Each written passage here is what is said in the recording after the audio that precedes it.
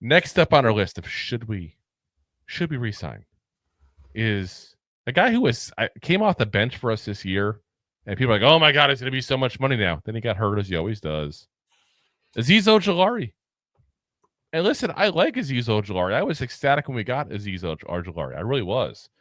On the season, 11 games, 5 starts, 8 tackles, 6 sacks, 7 tackles for loss, 10 QB hits, and 1 fumble recovery.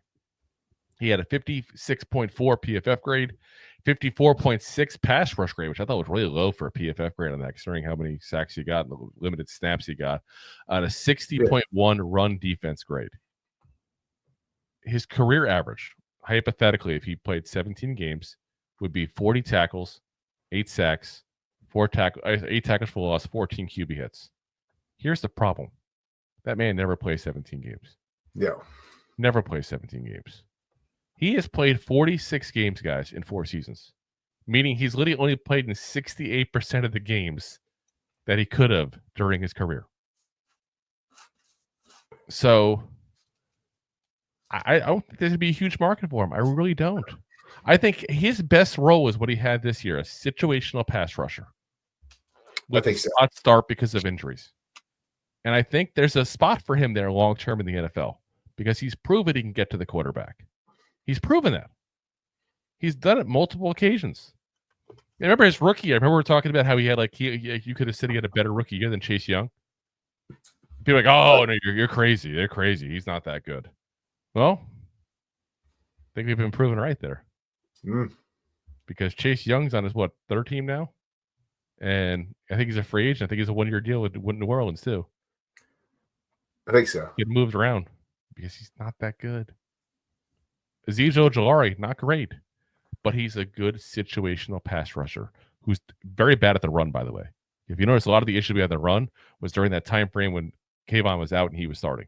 He's not a good run defender. But what he is when you got a passing down, you pop him in there, you pin his ears back, and you go for the goddamn quarterback. Oh, yeah. There is a role in the NFL for that, a situational pass rusher, and they get paid. And that's my concern, is that somebody might be desperate for a pass rusher and say, maybe we can get this guy. Hopefully he stays healthy. He provides what we need. We bring him in on these specific downs, but we'll pay him $10, $12 million a year to do it. I don't know. I never know what's going to happen in free agency, guys. No one does. No. It doesn't matter what we think he's worth. It matters what one person thinks he's worth. Now, he's coming off his rookie deal, so obviously it's not that much money. 4 years, $6.775 million. So we'll say 6.8 rounded up. Not a lot of money, obviously, but his cap number this year was 2.155. It's definitely going to go up. Yeah.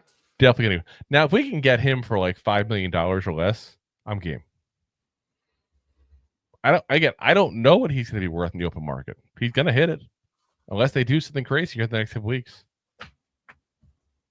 But I would want to re-sign him, especially considering how thin our edge room is. Guys, imagine us without having Azeez Ojulari in this roster right now.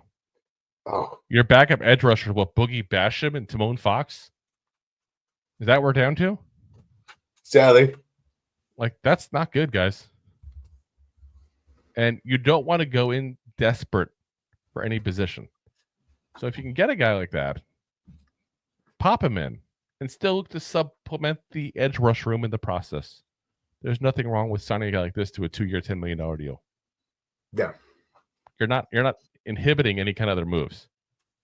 But what you are doing is shoring up to make sure you're not going to be worse in the edge room next year than when you were last year. So, if you like that clip, then you will love the full episodes too. Find us on your favorite podcast app and look for us on all your favorite social media platforms. Thanks so much. Please, I'm begging you. Please subscribe.